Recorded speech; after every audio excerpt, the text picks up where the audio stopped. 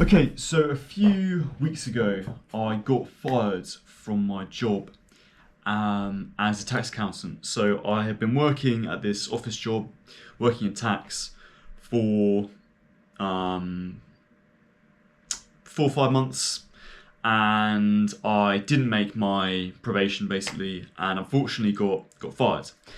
And there's a lot to look into there. I think, to be honest, it wasn't a good job for me with my skill sets. I kind of just jumped on it because it was, I just maybe I didn't think about it enough, whatever. But I don't have that many regrets about being let go. To be honest, I do think it was for the best. It wasn't a good role for me for a lot of reasons. But nonetheless, it was still quite an L, right? To not have a job after enjoying that security. And so I was back on the back to square one basically. And I had a big think about what to do in light of this event happening. And I decided that, well, to begin with, I was kind of tempted just to go out and get another 9 to 5 job and just, act like nothing had changed. But I actually thought, like, to be honest, my plans with that job anyway was I was going to leave at some point anyway. And basically my aim, well, I had two sort of aims that I wanted to get done. One was to finish the vlogs that I wanted to do. So basically I had this other YouTube channel where I make travel vlogs, and I had made a whole bunch of vlogs while I was in Oxford working at this job, just on weekends and on holidays and stuff like that. And I decided, you know what, while I'm in Oxford, let's just make these vlogs. And then I had a whole list that I was going to make while I was here, and then once I finished the last one, then I could sort of reassess like what my next step would be with that sort of side project. So I had a whole bunch of them, and the last one that I was going to do before I was going to reassess everything was going to be go to Cyprus, because I'm very interested in the political situation in Cyprus and the kind of east meets west situation going on there. And I thought that's just about achievable. It's about cheap enough that I can get a flight over there, take like a week off, and stay there, rent a car, just drive around Cyprus and stuff like that. So anyway, that was my plan, to do that while I was employed in this job. And then obviously I got fired after that. And then I had another plan to go to Thailand. I wanted to try this lifestyle that everyone's talking about of like living as a digital nomad. Sounded quite exciting to me, and so I thought, do the Cyprus thing, work on finding some kind of online income like tutoring or copywriting or some kind of online job, and then save a bit of money, leave this job and then go out there. And okay, it's a bit of a weird plan, whatever, but it's the plan that I made. And anyway, the point is, in light of being fired, I actually thought, like, to be honest, what's really changed? Like, if I want to do this stuff anyway, I might as well just do it. And in a sense, does it make sense for me to then go and get another 9 to 5 job right now, which I'm going to be sort of more tied down to for a few more months? Wouldn't it be better for me just to get some short part-time work, well, not full-time work that's sort of shift-based, that is I can just really max out the hours on, like working in a bar or working in a cafe or something, just really earn like loads of money doing that. Then I can go off to Cyprus, go off to Thailand, just a bit quicker, just something a bit more casual. And so that's what I decided to do. And so over this week, I've been looking for some casual bar work. And there's a very specific way that I've been doing this. And what I've been doing is, because basically you got all the Indeeds and stuff like that. Like, I don't know if you're from the US, I don't know how it works over there, but in the UK, where a lot of these sort of cheap bar jobs these sort of casual bar jobs are advertised, is on something called Indeed, which is just a kind of job search website. And when I've been looking for jobs like this in the past, I've always looked on Indeed, but I've never really got anywhere with it, just because it never seems to really materialise, like any jobs that I've applied to on there. And so what I decided to do instead, which I've done before and it's been really successful, is just literally go out onto the streets and just look for places that you want to work at, that just spring out to you, and then just go in there and speak to the manager or speak to the guy at the bar, and just ask them if they've got any roles going at the moment. And it's a bit of a boomer way of doing it, and people often criticise. I feel like my generation often criticises this kind of way of looking for jobs, because they're like, oh no, it's not how it works anymore, you know. But I found it much more successful than applying online. I do think still in this digital age, if you can speak to someone flesh and blood, if you can get your face in front of someone important, it's much better, you know. So that's what I did. I just collected all these emails of just places that were looking for work. I think it's so great because you can just go and email them like, oh, I was talking to your member of staff, you know, or maybe you even get their name. I was talking to Phil today about the possibility, you know, he said you were looking for some new staff. Here's my CV, you know, and it's just good. Means you stand out so much better than if you're just like another random guy who's applied on Indeed. Actually, it's funny. I remember I got a job one time doing this that wasn't even like a place that I'd applied to. I was living in Manchester at the time, and I wanted some part-time work while I was a student, and so I just printed off a bunch of CVs at the university library, and I just went down the high street, just handing out CVs to people who were looking for just like doing what I was doing in Oxford this week, basically. And this guy who was opening up a hotel, who was in one of the restaurants that I handed my CV in, he stopped me and he offered me like this job, or like a place to hand in my CV, because he was opening up this hotel in a few months later, and that was like a really great opportunity that I got just because I was kind of putting my face out there. I was in the right place at the right time. So yeah, anyway, there's not really much to this video, but my point is, I think, you know, if you are in a situation where you're looking for jobs yourself, particularly of the kind of bar type, it's good to just get yourself in front of flesh and bones. You know, just go out to the places that you're interested in working in. Just asking an actual other person is so much more effective. Anyway, so yeah, this is what I was doing. I was just going around collecting CV, you know, collecting emails, and I had a big list of like places that I was going to later go and email as a result. And anyway, I spent like a long time doing this, like all afternoon. I was just trudging around Oxford, and I got a lot of warm like leads, you know, a lot of people who were like interested in me, but I didn't get any solid yeses.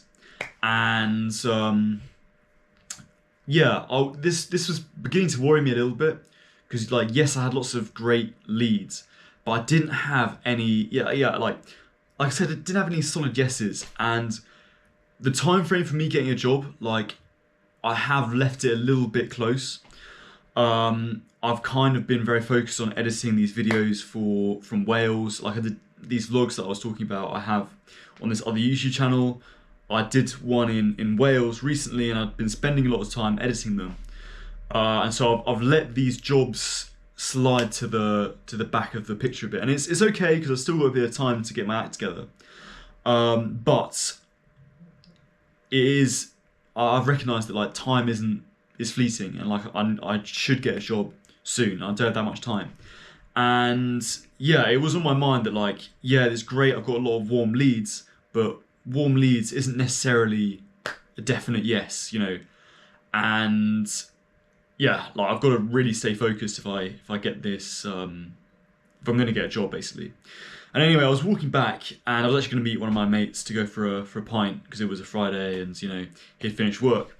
And yeah, I just walked past this one sort of bar in Oxford, and well, I won't name any names, obviously, but yeah, it was just this bar in Oxford, and I thought, you know what, one more bar, let's just go and see what these guys are saying.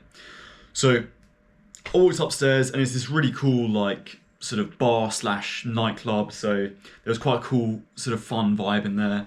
And I just went up and spoke to the actually, it's quite funny because there was a speed dating thing going on in the upstairs bit of the bar, and this random guy just came up to me and was like, "Oh, you're here for the speed dating, mate?" And I was like, "Oh no, I'm not here for the speed dating." But maybe then I joked to him. I was like, "But maybe next time."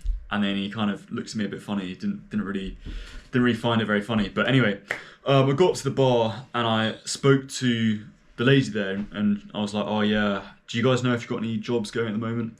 And she put me in touch with the manager. Like the manager was literally there. He was this sort of very entrepreneurial Italian, very charismatic Italian chap. And he just came up to me and he was like, "Oh, how you doing, man? You okay? You okay? You're looking for work?" And gave me a crisp handshake and he took me to the side and he talked to me for 5 minutes about my experience and stuff like that. And like, "Oh yeah, you worked in the bar a bit before. You know how it works." And it was going really well. We were getting on. We were chopping it up. Like he was a really nice guy. And he said, "Brilliant. Come in this evening for a trial shift." And it was about 7 o'clock at the time. And he was like, "Yeah, come in 10 o'clock. Wear a shirt and black trousers, and let's do a trial shift. And if you like it, you can work here." And I was just so excited by this opportunity because, like I say, I was really worried about not getting a job, and so to be suddenly like offered a opportunity right off the bat, I was like, yeah, fuck it, let's do it. Let's have a trial shift. And so he was like, yeah, brilliant. Turn up 10 o'clock tonight. Shift starts at 10, finishes at 3 o'clock in the morning, and yeah, let's do it. And I was like, okay, cool.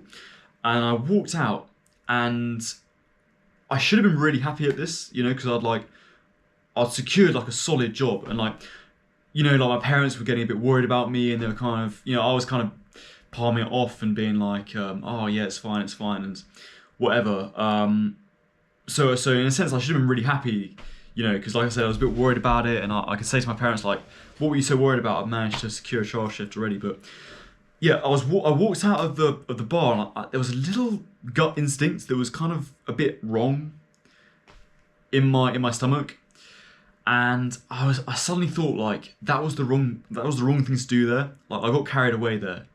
Like I could have agreed for a trial shifts, but I didn't need to agree to the trial shifts that night. Like that was a bit too keen of me. I could have quite easily just said, you know what, mate, I can't do tonight, but how about next week? Because the truth is, I was meeting this friend tonight that I just said. That I was literally walking down to see as I walked into that pub. And also I was actually going into London tomorrow to film another vlog of like this political demonstration that was going on. And so if I was going to do a shift at this nightclub, basically this kind of nighttime bar, finishing at 3 o'clock, realistically I'm going to be in bed by 4. It's not really going to work getting down to London in the morning. I'm just, I could do it still, but it's not great. I'd rather have a good night's sleep and then go to this political demonstration, like properly re-energized and stuff. And yeah, anyway, I sort of thought for a second about it, and I sat down on a bench and I decided to do some journaling, just because I recognise that when I get this kind of weird feeling, like it's quite a good idea just to put the feeling into words and try and work out what it is that's going on in my brain. And so I just sat down on a bench, and my phone had like 2% left. Like I'm really disorganized about charging my phone. But I was sitting there I was like thinking, what's up with my brain? Like, why am I feeling this kind of weird feeling? And yeah, I mean, basically what I recognised is this guy, like a lot of these pubs are run by people who are a bit sketchy. And I just got a bit of a sketchy vibe from this guy.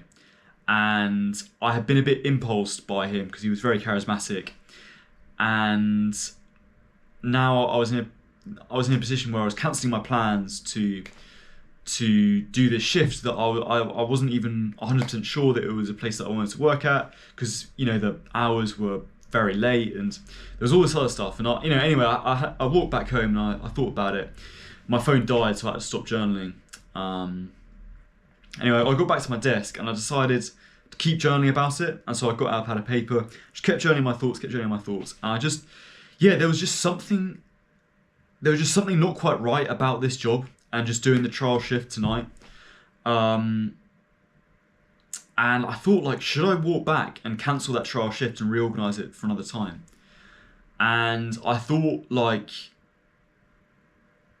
if I did, the risk was that I would I might lose the job, right? He might be like, mate, come on, this is bad organisational skills. No, I'm not interested in you anymore. But still, there was something I just couldn't put to bed about this job, and just the fact that I kind of been impulsed at such short notice into agreeing to do this shift, it just didn't sit well with me. And part of me was just saying, oh, but aren't you worried about getting a job? Don't you want to get a job as soon as possible? But then I also thought, like, and this is going to sound like such like a bro thing of me, but it was like, that's kind of coming from a scarcity mindset, and I never think it's good to function from a scarcity mindset, because I feel like so much of the mistakes that I've made in life have been because I've functioned from a scarcity mindset. Like with girls, it happens time and time again. I get like a really good thing going with a girl, and I'm just double down a little bit too soon. I'm a little bit too willing to think that I'm not going to find another girl like that again. Or even with my job that I had before, I knew going into that job that I wasn't very well suited to it. But they decided to offer me the job, and I decided to plump for it, and it was the only place that I got to say yes for me. When really it would have been much wiser for me to wait a few more weeks. I was at that point where I was starting to get yeses from the jobs that I was applying to, and I wish I'd waited a little bit longer just to get another yes, and then got one that I was better suited to. And I just thought, like, I asked myself the following questions. I thought, what is the harder thing to do here? Is it to kind of go along with what I've already agreed to and do this shift, even though I'm cancelling plans that I shouldn't necessarily cancel? And or is it better to kind of show a bit of initiative, stroll back in there and sort out what you should have sorted out to begin with, and tell the guy that actually you can't do tonight, but how about another night? And so anyway, in the end, I just decided, like, that's the harder thing to do, actually. That's the harder thing to do. And I asked myself another question, which was like, what does my gut tell me to do? And again, my gut was telling me to, there's something a bit sketchy about this job. Like, by all means, have it on the back burner, but like, there are lots of other promising jobs that you could get. I just think this one isn't worth doing a horrible trial shift for, when you got plenty of other places that you could go to. So anyway, I decided to like walk all the way back to the job, to the place that I had spoken to the guy at, and said, I like went up to the bar again, and I said, I was here from earlier, remember me? Can I just speak to the manager about the trial shifts? And it was the same woman that I spoke to originally, and she kind of nodded in quite a sort of understanding way. So, I don't know what that was about, but anyway, the guy came back, and I was like, look, I really want to work here. Like, I do want to do a trial shift here, but I decided I can't do tonight because I've actually got to be in London tomorrow. I'm seeing some friends. Would it be possible to do next week? And he said something very strange. He was like, you know what, mate? If you're serious about this, come in this time next week, and that will be your first shift. And I was a bit confused, and I was like, hang on a minute, couldn't I just do my trial shift next week? And he was like, nope, tonight was your chance for trial shift. If you're serious about working here, come in this time next week. And I thought about it, and I was like, and he said, think about it, mate, think about it. And then he shook my hand and then walked off. And I was like, okay, great. And I just sort of walked out. And anyway, the point of the story is not whether that job was necessarily good or not, but the point is that I had a gut instinct about something, and I acted on it. And all the fears that were telling me not to go with that gut instinct, all the fears of like, oh, but what if they say no? What if you lose your job because of it? All that kind of stuff just didn't really matter, And this is so true. When you just grab life by the horns and you're very active in how you deal with things, there's something changes with how the world interacts with you, because I was willing to roll that dice again and risk losing that opportunity. I ended up like not even having to take a trial shift. Like the guy was like ready to hire me like then and there, and yeah, like I was like, brilliant. I lost nothing, and I've gained a week to think about where this job is going to be right for me, and I've also gained a week to focus on applying to all these other jobs and see if I can get something even better, and I've got that to fall back on if it doesn't work.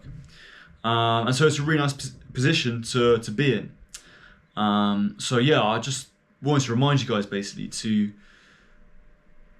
listen to your gut, basically, which sounds very sort of new age and whatever, but yeah, I do think a lot of the time we get these kind of, whenever you sort of get a feeling that something's wrong, you know, you've made a decision to do something, maybe it's accept a job, maybe it's to, you know, do something with a certain group of people, like, you know, go off on some holiday, or like, you know, I don't know, you just always get these things where you're like, oh no, I can't, there's something not quite right. I often think you want to look into that and journal it and try and figure out what's going on there. And at the end of the day, if the most difficult thing and the thing that your gut is telling you to do are the same, then usually you should do it. And the reason you're indecisive about it is because you're a bit too scared, basically. And that's fair enough, you know, the world's a scary place. We all get scared. But yeah, that's usually what's going on. So yeah. Anyway, I hope this video has been useful for you guys. Thanks for watching. And if you click the top link in the description, I'm looking to take on some new clients for coaching. So it'd be great to hear from you. Book a session with me. We can get you aligned to your goals, give you some focus in your life, and keep you accountable. So if that sounds like something you'd be interested with, book a call with me. I'll see if you're a good fit for what I offer. And yeah, thanks for watching, guys. It's been a pleasure, and I'll see you soon.